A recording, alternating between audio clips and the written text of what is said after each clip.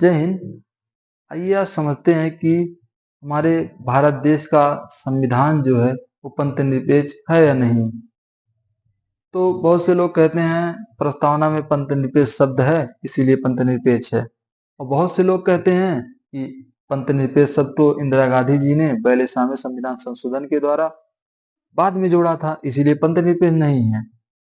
तो पहले तो ये समझ लेते हैं कि क्या पंथ निरपेक्ष शब्द सिर्फ प्रस्तावना से ही जुड़ा है कि पूरे संविधान से जुड़ा है।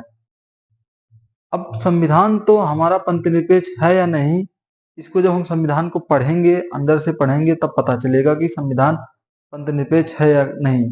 पर जो प्रस्तावना वाली बात है, जो बार बार ये कहा जाता है कि प्रस्तावना में बाद में पंथ निरपेक्ष शब्द जोड़ा गया है इसीलिए संविधान पंथ निरपेक्ष नहीं है या उसको हटा दिया जाए, तो पहले तो ये बता देता हूँ कि संविधान का जो प्रस्तावना हो संविधान का भाग मान लिया गया है, जो कि माननीय सुप्रीम कोर्ट जी ने इसको कहा है केशवानंद भारती केस में कि ये संविधान का ही एक भाग है।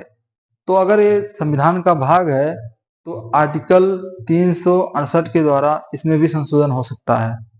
तो इस प्रकार उसमें संशोधन हुआ और पंथ निरपेक्ष शब्द बाद में जोड़ा गया, पर ये तो अलग बात है। लेकिन अगर संविधान को पूरे तौर से देखा जाए तो भी वो एक पंथ निरपेक्ष ही है, अगर पंथ निरपेक्ष शब्द ना भी रहता तब भी।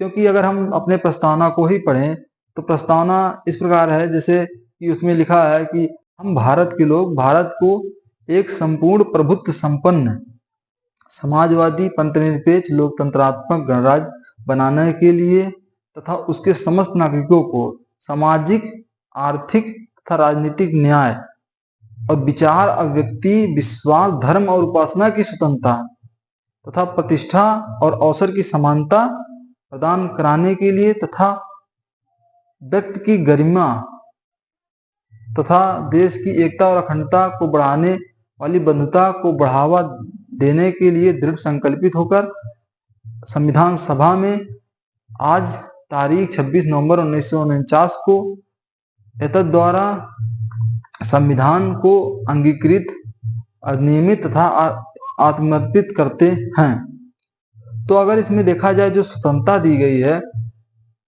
विचार, अभिव्यक्ति, विश्वास, धर्म और उपासना की स्वतंत्रता जो है, इसी से पता चल जाएगा कि संविधान की जो अगर प्रस्तावना को ही समझा जाए तो भी वो पंथ निरपेक्ष और सेकुलर है। क्योंकि अगर कोई देश सेकुलर नहीं है तो उसमें ये चीज तो शायद नहीं लिखी रहेगी। और उसके बाद अगर हम पूरे संविधान को पढ़े तब भी ये पता चलता है संविधान पढ़ के कि हमारा जो संविधान है प्योर सेकुलर है, प्योर पंथ निरपेक्ष है। वो किसी के साथ भेदभाव नहीं करता, सबके साथ समान बर्ताव करता है, चाहे वो किसी भी धर्म का हो, सभी धर्मों का आदर करता है हमारा संविधान। और इसी प्रकार अगर मूल अधिकारों को ही देखा जाए तो उसमें भी आर्टिकल 25 है, आर्टिकल 26 है, आर्टिकल 27 है, 28 है, 29 है। ये सब आर्टिकल को अगर आप पढ़ेंगे जाके तो पता चलेगा कि ये सब एक पंथ निरपेक्ष देश में ही हो सकता है जो सभी धर्मों का इज्जत करता है। इसीलिए हमारा संविधान पूरे तरीके से पंथ निरपेक्ष है और इसको कोई बदलना भी नहीं चाहता है। जो लिखा है प्रस्तावना में पंथ निरपेक्ष शब्द, इसको कोई हटाना भी नहीं चाहता। अगर कोई सरकार चाहे तो उसको हटा सकती है, लेकिन अगर वो हटा भी देगी तब भी जो संविधान का नेचर वो बदल तो नहीं जाएगा।